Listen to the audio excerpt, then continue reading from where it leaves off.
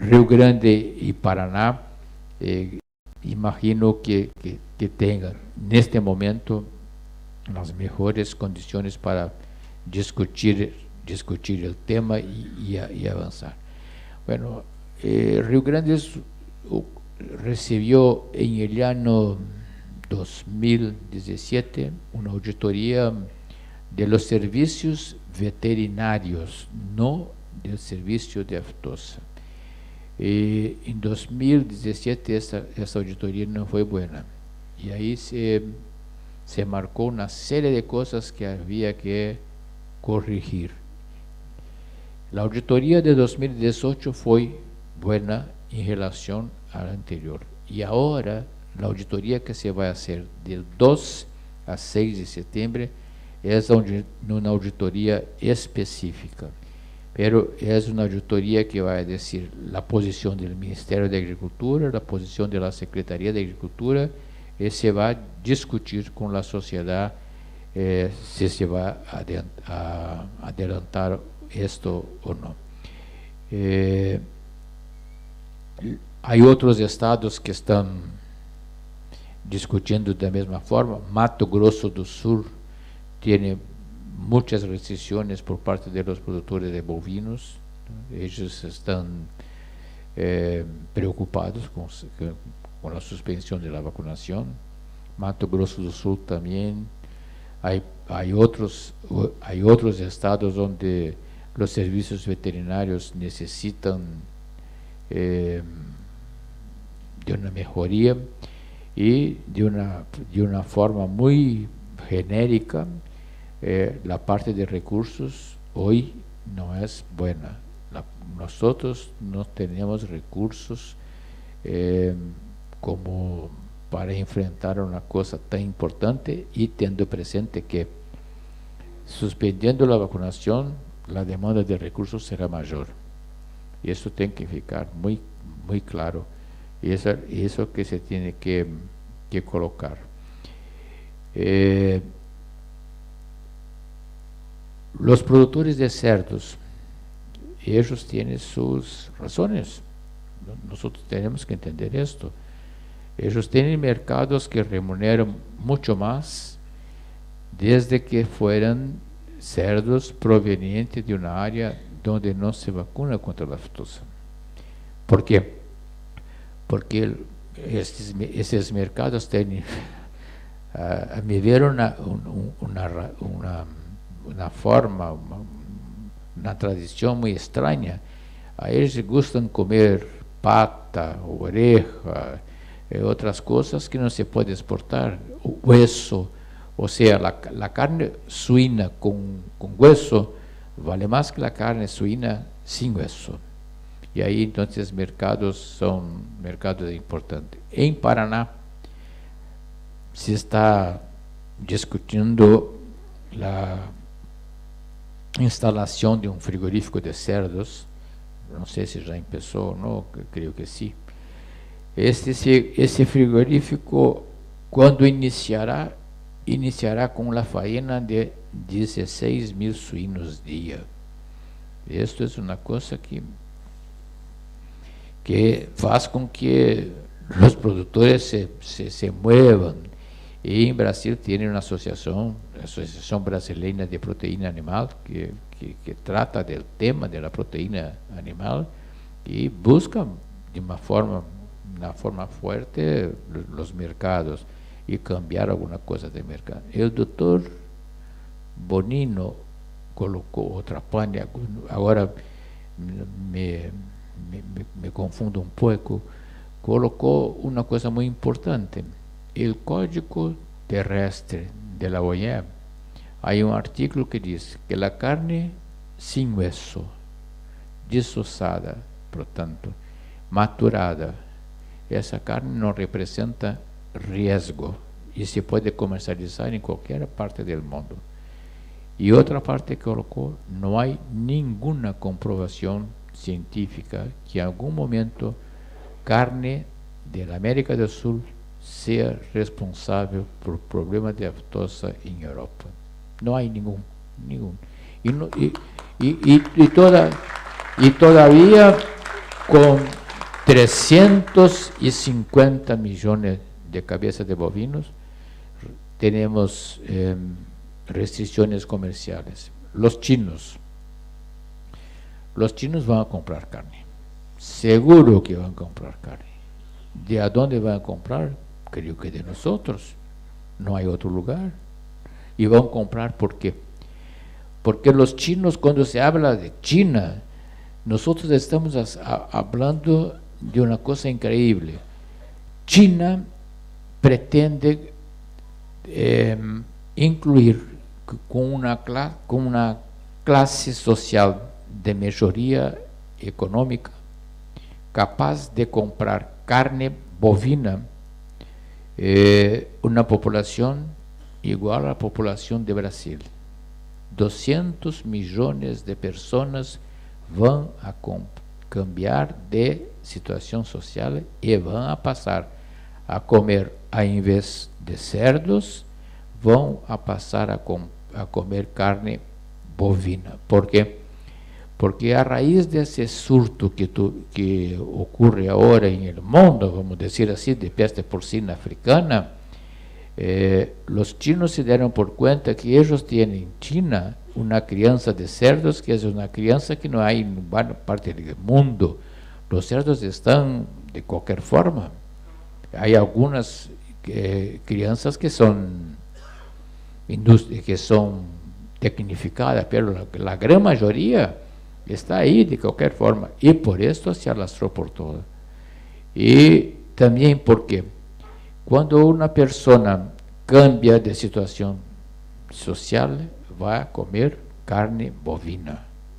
Y los chinos esos que van a entrar en ese mercado están ya habilitando frigoríficos para exportaciones, pero tienen una serie de exigencias que complican un poco, pero están en la región y van a pasar a ser compradores de carne bovina, além de carne de cerdos y la carne de pollo que se va para Arábia Saudita, para esos otros lugares. La exportación de carne de ganado en pie, Brasil exporta ganado en pie sin ningún problema. El gran comprador ahora es Turquía, de la carne de Rio Grande, y de la otra parte de Brasil compraba Venezuela, pero ahora Venezuela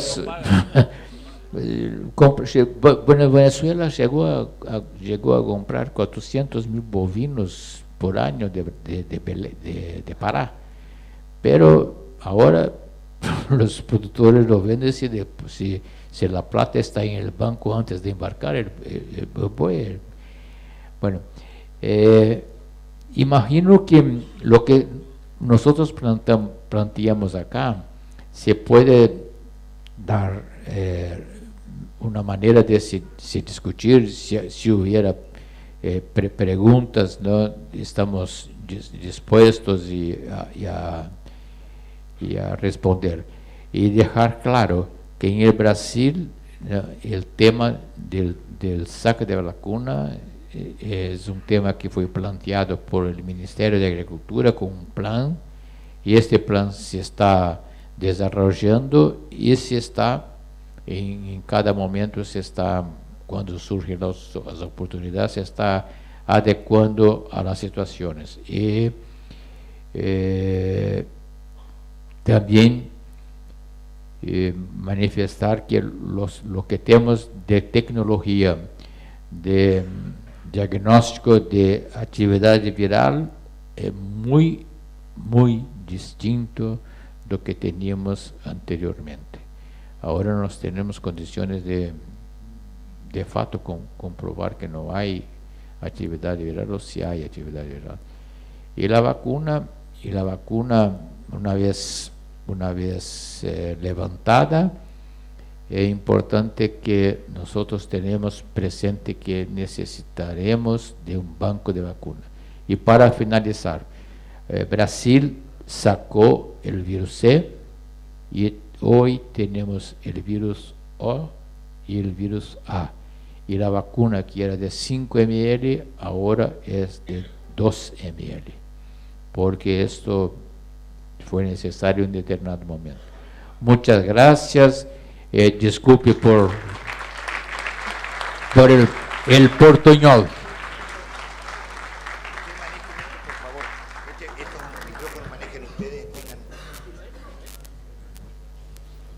Bueno, gracias Pita, y vamos a tratar de pasar a las preguntas, que hay un montón. Vamos a tratar de ser bastante sintéticos si podemos. Bueno, arranco con una pregunta general. Según dijo ayer el representante OIE, es un tema regional y las estrategias acá manifestadas son diferentes. ¿Cómo se entiende? Arranca Bonino. ¿Podés pasar, si querés, nos acompañás, Hugo, también? No, escuchá nomás para que escuchen. No, totalmente de acuerdo con lo que decía Hugo, y creo que lo manifesté más de una vez en mi exposición. Acá tiene que haber integración entre los países, integración entre los públicos y los privados. Y yo escucho y también tratamos de integrarnos, pero yo decía mucho, voy a ser bien sincero, yo quería tener ahí en la primera fila hoy a Matías y a Luis Barcos. Eso es integración. Y yo quiero también que, respetando las posiciones de todos los países que tienen su derecho a tomar la posición, que si cuando en la mala tenemos que estar integrados, en las buenas también. Entonces, yo quiero que piensen, una dejada de vacunar en algún país por adelantarse puede llevar a que a los otros los obliguen a tomar la decisión sin estar de acuerdo, por trabas comerciales. Discúlpenme con total sinceridad. ¿Qué pasa si decimos Argentina, Uruguay y Brasil dejamos vacunar, no importa un pito qué pasa con Paraguay? ¿Por dónde sale Paraguay? Lo matamos. Entonces Paraguay está obligado a que va a tener que dejar, esté o no esté. Jorge. Entonces, perdóname, y quiero terminar. No, sí. Eso es integración. Y eso lo tenemos, que hoy la tenemos floja. No, estamos bastante integrados, pero tenemos que estar más, tenemos que pensar que nuestra medida podrá ser muy buena para nosotros o para otros. Y hay opciones. Yo comprendo lo de Brasil con todo el tema del cerdo. Está el compartimento se hizo para los cerdos.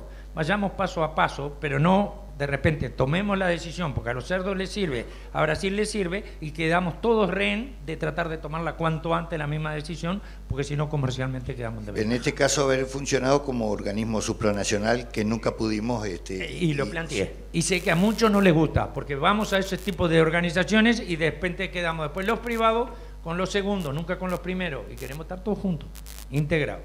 Está respondida. Sí, Pita. Puedo agregar acá, doctor Bonino, esto ya ocurrió, que el doctor Bonino planteó. Si no estoy equivocado, en los años 90 había una disputa de quién iba a sacar primero la vacuna, y ahí sacaron todos, Bolivia, Uruguay, Paraguay, Brasil, todos sacaron la vacuna. ¿Y qué ocurrió? Ocurrió lo que nosotros sabíamos. Argentina la sacó en 99, Uruguay sacó en 94, Brasil sacó en 2000, Bolivia no sé si llegó todavía, no, bueno, en altiplano ya sacó a más tiempo, ¿no? Y el propio Paraguay sacó la vacuna y retornó a la vacunación, ¿no? ¿Por qué? Porque no podían sacar en el momento. Ahí nomás, Pita, que va una pregunta para vos. Sí, adelante, Carlos. Un puntito nomás, cortito, sobre lo que hablaba de la diferencia. También hay una presión, sabemos que existe la presión de un sector muy poderoso de la economía brasileña, como es el sector de cerdo. Pero para hablar en términos sencillos, no hablar de compartimento, para mí el tema de restringir la importación del cerdo es lo más hipócrita que hay. Si a nosotros nos dicen que tenemos que sacar la vacunación porque estamos usando vacunas y no podemos entrar, y el cerdo no se vacuna. Correcto. Pita, una vez suspendida la vacunación en el estado de Paraná, ¿cómo será la circulación de animales de estados con vacunación a estados sin vacunación? Bueno, esto es el tema que preocupa, y cuando toqué en el asunto del Paraná, dijo que en Paraná los productores de bovinos están se manifestando preocupados en contra de la saca de vacuna. Los estados que no vacunan, que será Paraná, no podrá más recibir animales vacunados. El estado que saca la vacuna no puede recibir animal vacunado. Entonces, los estados que levantan la vacuna, como sería el caso del Paraná, tenía que se preparar o hacer alguna cosa para superar esa dificultad. Y Paraná no recibe animales solamente de Rio Grande do Sul, recibe animales de gran parte de Brasil, ¿no? Hay bueno, puede ser el caso de Santa Catarina, que está antes. Sí, ingresos importantes. Lo que hay en Paraná es una región donde se cría un ganado británico. Esa parte de Garapuava es una parte norte de Paraná, tiene una pecuaria bovina importante. Y Paraná se preparó, porque Paraná compró, los últimos años, compró muchos reproductores, hembras y machos, para se preparar para un eventual levante de la vacuna. Bueno, para los otros estados se va a hacer como se pretende hacer, como se hace ya. Habrán corredores sanitarios, se arreglará los camiones, serán cerrados, serán lacrados por los oficiales o por los veterinarios credenciados para lacrar, y serán entonces transitados por rutas que serán previamente definidas. Esto más o menos que creo yo que va a ocurrir. Tengo varias para vos, Pita, así que deja el micrófono ahí. De la Rural de Tostado pregunta lo mismo que ayer se hizo una pregunta similar con el tema del contrabando de Venezuela a países limítrofes, y Brasil, que es uno limítrofe. ¿Cómo considera el tema del peligro del contrabando? Bueno, en la COSALFA de Cartagena, ahora en abril de este año, se trató de ese tema de Venezuela, porque una cosa muy clara: de Venezuela no se sabe nada de lo que ocurre en Venezuela. Puede estar ocurriendo cualquier cosa en Venezuela. Por suerte, hay mucho monte entre Venezuela y Brasil. No hay tradición de ganado, de tránsito, pero el problema de Venezuela es lo que representó para Colombia. Colombia tuvo una importante presencia de aftosa, y la aftosa tenía relación con Venezuela, pero también Colombia tenía regiones donde había problemas muy serios de los servicios veterinarios, de la vacunación. Hay lugares que no se vacunaba por las FARC, los servicios no entraban en esa parte de Colombia, y ahí ocurrieron problemas de aftosa en Colombia. Y también, como el doctor Martín colocó, cuando Colombia tuvo foco de aftosa, retornó muy rápido por parte de la OIE al estado anterior. Fue un retorno que en aquel momento fue un retorno que complicó en la región. En la América tenemos entonces el tema de Colombia, de Venezuela, que recibe de forma gratuita la vacuna, y mismo así no la consegue aplicar. Sí, pero no saben cuánto van a aplicar, cómo van a aplicar, cómo van a recibir, si van a pagar los camiones que van a llevar. Bueno, y Colombia, ya colocado varias veces, hay una diferencia de estoque bovino muy grande. O sea, ese estoque bovino no se puede dirigir todo al contrabando de Venezuela. Debería haber algún problema en Colombia de registro y de catastros, para que se lleve tanto la población como se elevó de un momento al otro. 7 millones de cabezas en 3 años. ¿Cuántas? 7 millones de Sí, cabezas. sí, por ahí, poquito menos. No, 18 o 25 dijeron, en 3 años. Pero bueno, no importa. Otra, Pita, ¿qué nos puede contar con el Estado de Río Grande do Sur que dicen, o si es cierto que en noviembre colocarían la última vacunación, o es lo que usted estaba diciendo que se está en evaluación? Rio Grande do Sur, enfatizo, va a recibir ahora, del 2 de septiembre al 6 de septiembre, una auditoría del Ministerio de Ganadería, Agricultura y Pecuaria de Brasil, que va a hacer un relatorio y la posición de la Federación de Agricultura de Rio Grande do Sul, que por supuesto no es la decisión, es la posición de una federación como ustedes, se va a llamar todos los que son sindicalizados, que son 497 municipios y tenemos 138 sindicatos, pero algunos sindicatos tienen extensión de base y todo, se llama casi todos. Ellos van a tomar una decisión colegiada, no será una decisión de la presidencia de la federación, será una decisión colegiada. Correcto. Otra, un poco larga, pero vamos a sintetizar, que habla sobre el fortalecimiento de los programas regionales dentro de la COSALFA para seguir vacunando y de mejor manera, evitar también politizar estos organismos y construir como bloque. Santa Catarina, como dijimos, deja de vacunar, Paraná deja de vacunar, y la pregunta dice, ¿a dónde está la posición como bloque para proteger la región? La que quiera la contesta.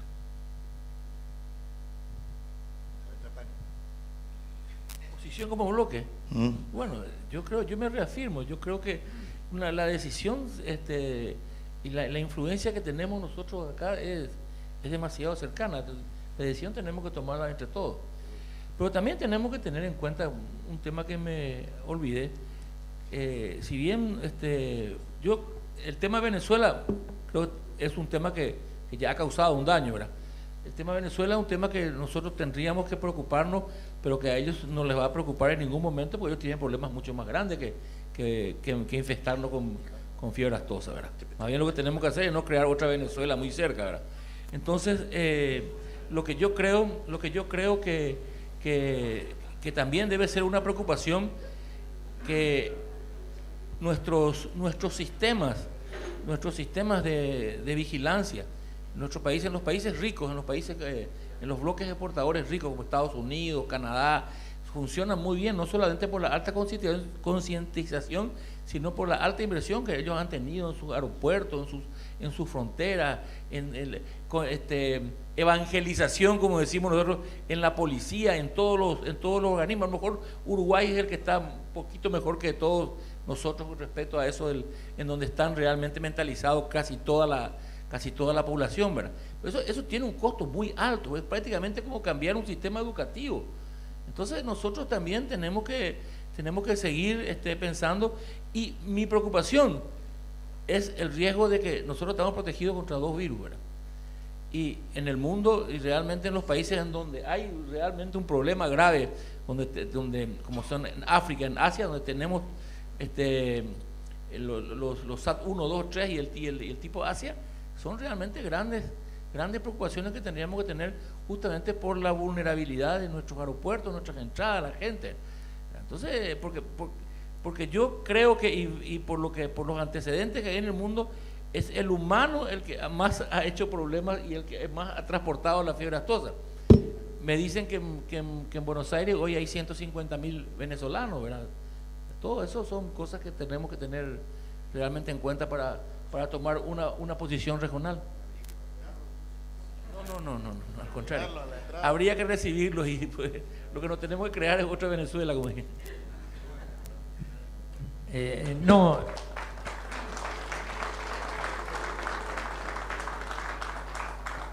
Insisto, la integración es clave y Venezuela nos tiene que preocupar a todos, pero estoy de acuerdo que seguir a un país con todos los problemas que tiene, dándole vacuna o pretendiendo que haga cosas que no son, tiene otras prioridades mucho más que eso, entonces no lo vamos a convencer ni a lograr. Pienso, y siempre, por lo menos a donde llego, la he tirado a los expertos y a los que saben, que ahí, porque sí me preocupa qué pasa con Brasil y demás, capaz que hay que buscar algo como una zona de alta vigilancia, que sea así manejada por todos los de acá, y que ahí aportemos, porque eso lo manejamos nosotros, y los aislamos un poco, y después, en la medida que se pueda, se trabajará dentro, pero sí protegernos de algo que es vulnerable. Y quiero remarcar, es clave lo que se ha repetido acá, hay productos que está demostrado que no tienen nada de riesgo, vacunes o no vacunes, ¿tá? Y eso es donde tenemos que insistir y a eso apuntar, en vez de seguir de repente con ciertos estudios que ya los tenemos recontrasabidos, apuntemos a eso, a demostrarle al mundo lo que nosotros sabemos, que se sabe de que la carne, por ejemplo, con todo lo que hacemos, la carne sin hueso no tiene ningún tipo de riesgo y eso nos permite vacunar el cerdo, el no cerdo y todo lo que venga. Y claro, y otra cosa que les quiero decir, en la última reunión de hoy, Hugo, recordarás, el tema de la peste porcina africana, dentro de los planteos que se hicieron, era exhortar a los investigadores que estaban muy cerca a tener una vacuna, nosotros la tenemos. Segundo punto, a tener algo para que la carne no sea riesgo, alguna aplicación, el láser, hablar, no sé, tratamiento, etcétera, etcétera, y se pudiera aportar.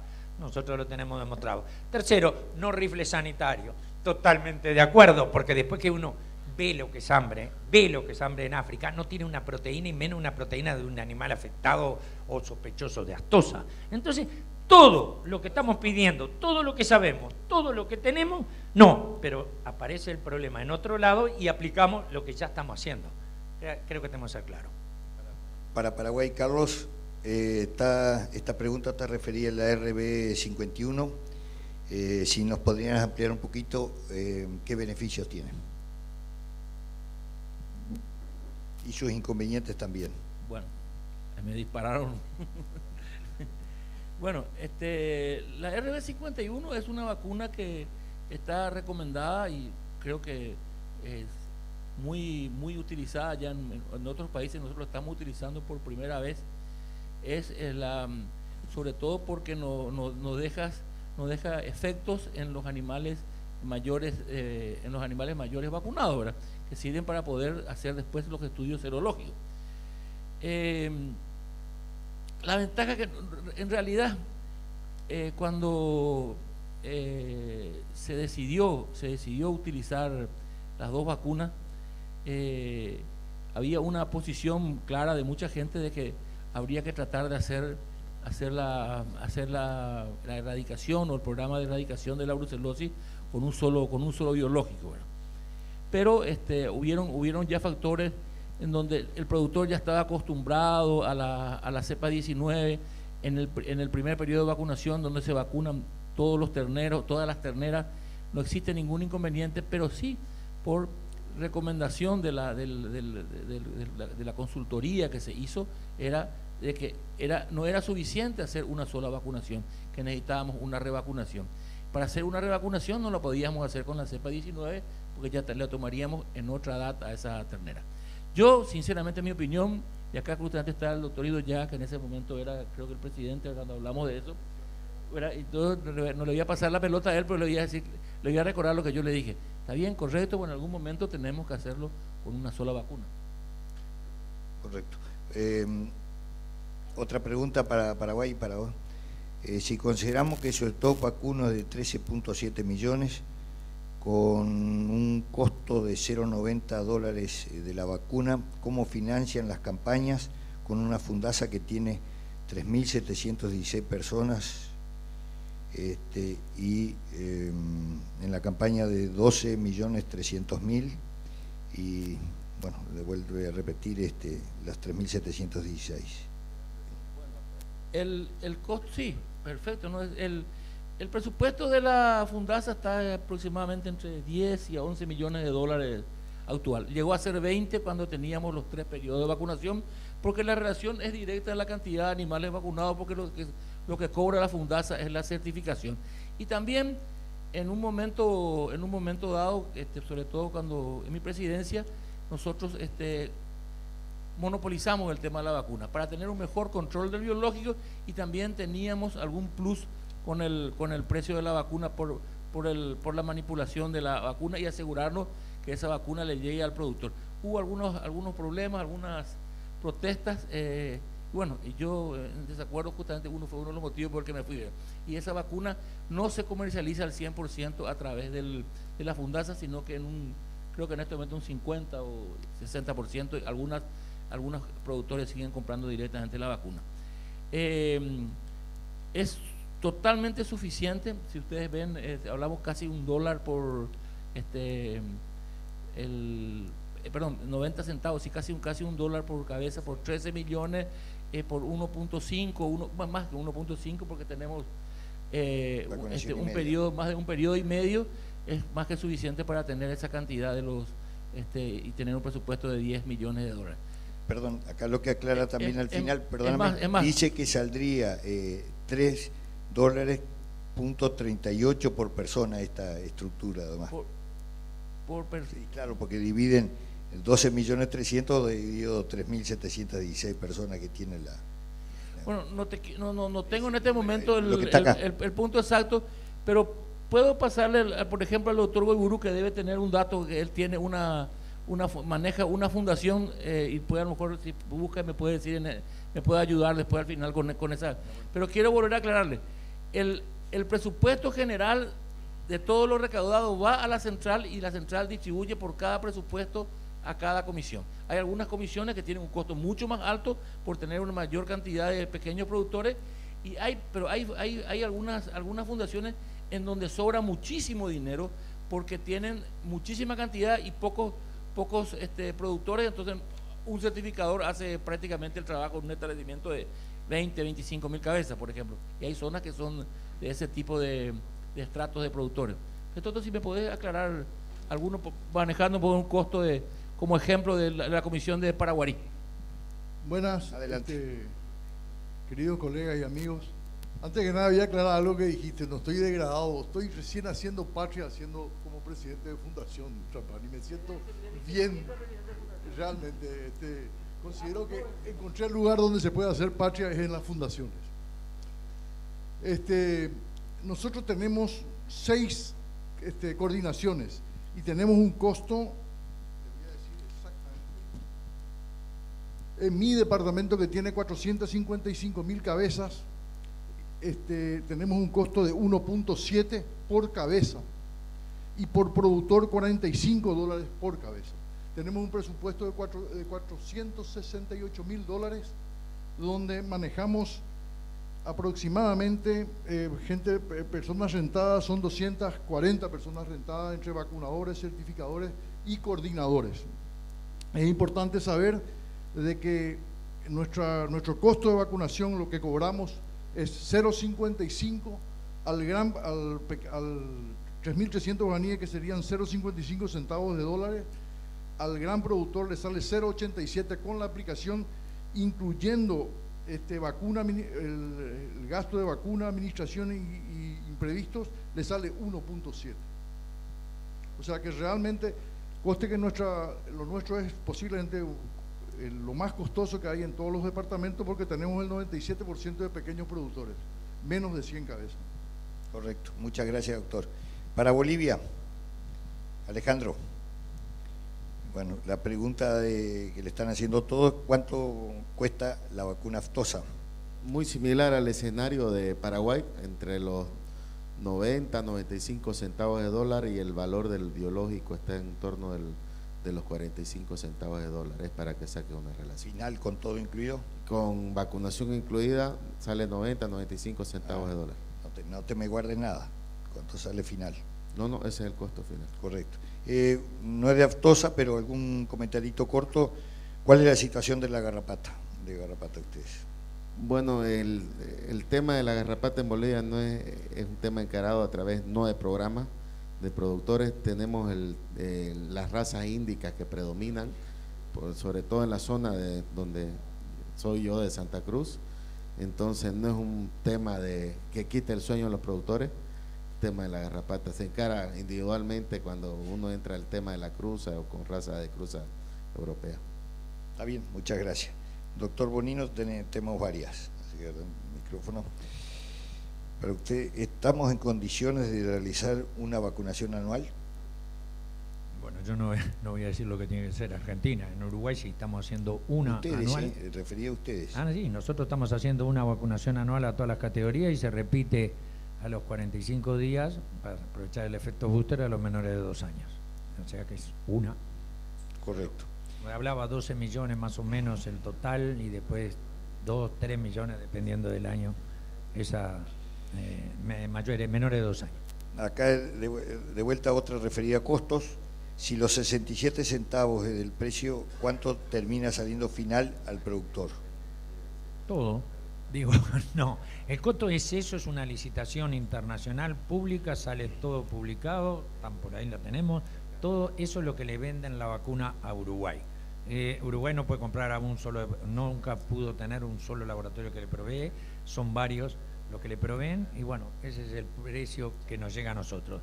Después el ministerio lo que hace es distribuirla en las secciones policiales, llega a las secciones policiales, o sea, prácticamente muy cerca del productor y se le avisa al productor por los números de DICOSE, o sea, de registros que tienen de sus predios, cuándo tiene que levantarla, tiene que presentarse ahí el productor con toda la cadena de frío, llevarla a él, es decir, la conservadora, conservantes, etcétera, etcétera, y ahí se le entrega contra el muestra de la planilla sanitaria al día y de la declaración de jurada de DICOSE saber la propiedad de animales que tiene. Está. Acá vuelven a preguntar, referido al costo de la vacuna del resto de los países, creo que cada uno lo dijo, no sé si hay alguna duda al respecto, está contestada. Bonino de vuelta, la zona de compartimento está reconocida por OIE como zona libre sin vacunación. ¿Qué vigilancia hacen? Y después, ¿qué barreras internas realizan para mantener esta zona?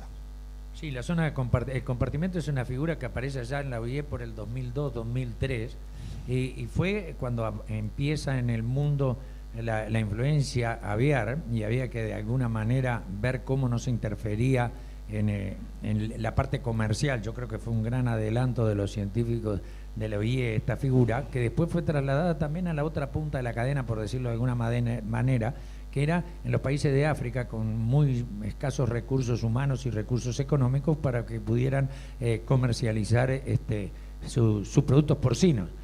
Uruguay, un poco lo hablábamos recién acá con el amigo Trapani, Uruguay, a pesar de no vacunar los ovinos desde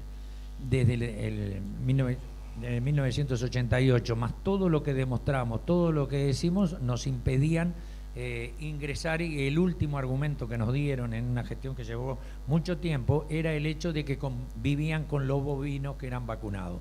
Entonces se hizo toda una figura sanitaria que concretamente, basado en la trazabilidad específica para esos ovinos, ingresan a un predio con medidas de alta bioseguridad donde se controlan por un mínimo de 40 días y a partir de ahí, si no hay ningún insuceso, esto puede ser exportado y Estados Unidos lo avaló y lo reconoció. Primero la OIE hizo el conocimiento del tema. La OIE no impone nada, pero sí puede promocionar. La OIE, ustedes saben que no termina, todos los capítulos terminan que son acuerdos entre las administraciones, dicta normas y reglas que normalmente todos las seguimos. Y entonces lo único que se hace concretamente son animales de carne, en este caso, que es la producción que más nos interesa, son corderos, animales jóvenes, a los cuales todos se identifican con doble caravana, igual que la identificación o la trazabilidad que tenemos en el bovino. Todos en ese momento se hace extracción de sangre uno por uno y todo eso es chequeado por el laboratorio oficial. Y acá es una asociación público-privada, se trabaja un veterinario responsable y el productor con el servicio oficial, que es quien termina certificando. Y después hay toda una serie de medidas de alta bioseguridad que impiden tanto la presencia como permanencias de personas dentro de ese lugar. No sé, no me gusta compararlo, pero es tipo un encierre, un corral, algo por el estilo, podría ser la figura. Nos ha servido muchísimo desde el punto de vista no solo de esto, sino también en su uso en campañas sanitarias, y pensamos que el día que aparezcan otras barreras en la región, vamos a tener esa zona con el gran objetivo, como lo decimos, que algún día el Uruguay sea todo un compartimento. No tenés que te quedan varias, pero me preguntan que no quedó claro el precio de Brasil de la dosis de vacuna. Solamente eso. Y seguimos con vos, Jorge. La vacuna en Brasil está alrededor de 35 centavos de dólar. ¿Final? Sí, el aplicada. biológico, solamente el biológico, ¿no? Correcto. Y el productor la compra y la aplica él. Sí. Listo, ¿está claro? Bonino, ¿cómo es la trazabilidad individual desde el frigorífico en adelante? Después te digo dos más. Fundamentalmente tenemos las cajas negras y en base a eso se empieza a llevar, y lo que se trata, y en algunos se cumple bien, es se puede llegar hasta el consumidor. A veces no se aplica en todo porque no interesa, llega hasta el fin de la cadena, pero es en base a cajas negras. Si te podés dar, ¿qué porcentaje de planta de postado y qué porcentaje de medias res? Más o menos. Pero ¿tenés idea? ¿Se hace media res? ¿Se hace corteo o demás? No, media res se hace y también se hace corte. ¿Y corteo? ¿Corteo? Sí. ¿Cuál es la situación de Uruguay en relación a la garrapata? ¿Está erradicada? Buena pregunta. Preocupa mucho, y sobre todo estos últimos años, que con el factor climático que ha sido tan variable y tan cambiante, ha tirado por tierra muchas acciones. Evidentemente que es una enfermedad que está bajo control, que nos preocupa, pero nos preocupa si más que por la pérdida productiva que puede haber si no termina en una contaminación o una complicación de anaplasmosis o babesiosis, que ahí ya nos lleva a los animales. Lo que más nos preocupa y por lo cual se le presta mucha atención en la asociación público-privada es por el tema inocuidad. Es decir, por el mal uso o el uso indiscriminado a veces de los productos para tratarlos.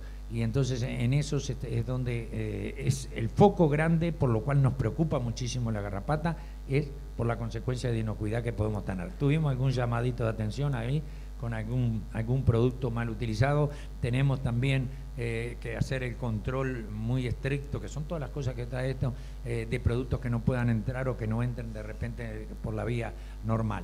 Entonces se está trabajando en conjunto, públicos y privados, tratando de darle la responsabilidad que debe tener el productor y también el veterinario particular acreditado que trabajan en esos predios, y también, sin lugar a duda, las normas y medidas que tiene que llevar adelante controlando, certificando y generando información los servicios oficiales. Déjame que enganche una pregunta que viene en relación a eso. Uruguay es un país sin residuos, por ahí usted, ¿cómo logran este atributo debiendo usar garrapaticidas o ivermectinas contra parásitos externos e internos? Vuelvo a repetir, hoy en el Uruguay se está trabajando muchísimo en el tema inocuidad. Es decir, siempre preocupó y ahora preocupa más. En un momento se habló del Never Ever, y todo eso son producciones que gracias a la trazabilidad individual que tenemos podemos hacer y garantizar que la misma no han sido usados cierto tipo de productos, no solo cumpliendo los tiempos de espera, sino que a veces nunca. Depende como todo. Nosotros, todos estos que son requisitos o que son normas, somos muy afines a las mismas si vemos que tienen un retorno económico rápido. Es decir, que la relación costo-beneficio sí acá es clave y es importantísima. Entonces, por ejemplo, a nivel de compartimento es muy riguroso los medicamentos que podemos usar. Darles un ejemplo, le digo porque estamos bien arriba del tema. Closantel en un ovino no lo usamos. ¿Por qué? Porque en Estados Unidos no está aprobado. No está aprobado, no es que esté prohibido. No está aprobado, entonces el Closantel no va. Cumplimos los periodos de espera fundamentales. Está mi amigo el doctor Amorín, con el que compartimos en la rural todos los temas sanitarios, y en la última CONASA se nos explicó y se nos dio mucha información de algo que obviamente conocíamos, que todo un programa que hay en el tema de inocuidad. El Ministerio ha destinado personal y recursos económicos para hacer eso, y entonces podemos saber hoy exactamente cuáles son los productos que se están usando mal y están dando inocuidad para poder certificar. Somos un país agroexportador, somos un país chico que por volumen no le vamos a ganar a nadie, pero sí tenemos que ganarle fundamentalmente con la calidad y dándole valor agregado a lo que el mundo demanda. Bolivia, ya lo escuchamos algunas cosas. ¿Cómo garantizamos los movimientos, Bolivia, ¿no? ¿Cómo garantizamos los movimientos de ganado dentro de un país teniendo dos estatus? esos que están libres ahora, los que dejaron de vacunar y los que están vacunados? Ya, la zona norte, que es el departamento de Pando, como le decía, fronterizo con el Acre, Amazonía boliviana, realmente no recibe flujo comercial de ganado. De hecho, mostraban las cifras ahí cuando se presentó el dossier. Creo que el año 2016 fueron 4 cabezas animales que fueron para allá. Entonces no es una zona que está integrada a un circuito comercial ganadero con el resto del país, es bastante lejano. Para que tengan idea más o menos del departamento de Santa Cruz, de la capital a la capital de Pando, son 1.500, 1.600 kilómetros. Entonces no hay... En la distancia, correcto. Quedan dos preguntitas. ¿Por qué si la vacuna es oleosa, algunos la colocan en algunos países, me refiero a algunos planes, intramuscular y otros subcutáneas? Creo que Uruguay es así. ¿Y cuál sería lo correcto o cuál sería lo mejor? Esto está un poco referido a hay lugares que se quejan por abscesos o lo demás. No, yo claro que no soy especial, pero por la experiencia les puedo decir. La primera recomendación que habíamos recibido en los años, fines de los años 80, con la vacuna, que las primeras producciones de vacuna oleosa eran elaboradas por el Centro Panamericano, era de aplicación intramuscular, ¿verdad? Después, con el tiempo, se fue perfeccionando y se puede usar indistintamente. Nosotros el problema que tuvimos hoy con los 12C, más con las nuevas técnicas que tienen los productores de vacunas, prácticamente en estos últimos tiempos no existió acceso. Sí tuvimos problemas con una vacuna en especial que tenía aparentemente mucha saponina. Entonces con esa vacuna tuvimos acceso que en los frigoríficos hubieron comisos importantes. Creo que tenía algo que ver, era poder realmente equilibrar bien la pureza de la vacuna con la potencia. Entonces como estaba permitido el uso de la saponina, utilizaban algunos laboratorios para darle mayor potencia y tratar de mantener la pureza. Yo creo que por lo menos, y voy a hacer una propaganda, yo uso vacuna argentina hace mucho tiempo, inclusive con la 5cc, y yo nunca tuve problemas de acceso. Pues es un tema muy personal, una experiencia. Pero en general solamente tuvimos problemas cuando hubo esa vacuna que se encontró ese desfasaje con el tema del equilibrio entre la potencia y la pureza. Hoy prácticamente con el 12C no tenemos casi denuncias de absceso. Correcto. La última, y para que quede un poquito claro la pregunta, está referida en cada país, ¿quién es el que aplica la vacuna? En el Uruguay el propio productor. ¿El productor es el responsable o el que le indique? Pero es el productor. Paraguay, Fundasa, el ente. Brasil. Brasil, los productores compran la vacuna y la aplican ellos mismos. Hay pequeños lugares donde el Estado la aplica, el asentamiento, área indígena, alguna cosa así, pero la gran mayoría, casi la totalidad, el productor que está encargado de esto. Y aprovechando la oportunidad, la vacuna tanto oleosa como la vacuna oleosa, tanto muscular como subcutánea, no son distintas, pero me gustaría hacer un comentario sobre la subcutánea. La subcutánea tiene que ser subcutánea.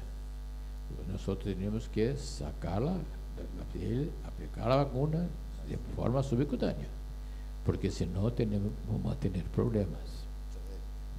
Bolivia, un gran porcentaje colocada por el productor, habiendo también aplicaciones asistidas a través del órgano oficial, más que todo en pequeños productores y comunidades agropecuarias. Está bien. Bueno, Hugo, por favor, si querés comentar algo. No, gracias, Martín. Vine preocupado, pero ahora, ya que no mencioné una pregunta, voy a tratar de decir unas cosillas. En primer lugar, yo quiero señalar Yo no soy funcionario de la OIE, yo soy un representante de ustedes, de los servicios veterinarios, como miembro del Consejo, y por lo tanto tengo que llevar en algún momento, si hay necesidad, la voz de lo que ustedes deciden. Esa es mi función. O sea, yo no estoy acá para defender a la OIE, al contrario, estoy para defender los intereses de los países de la región, del punto en la OIE. Eso en primer lugar. Entonces, y en segundo lugar, me gustó mucho un tema que hablaban de la integración. A pesar que hemos avanzado muchísimo en eso, uno de los problemas que debemos de darle solución es realmente la integración, en el sentido de que lleguemos todos con una misma voz a la OIE.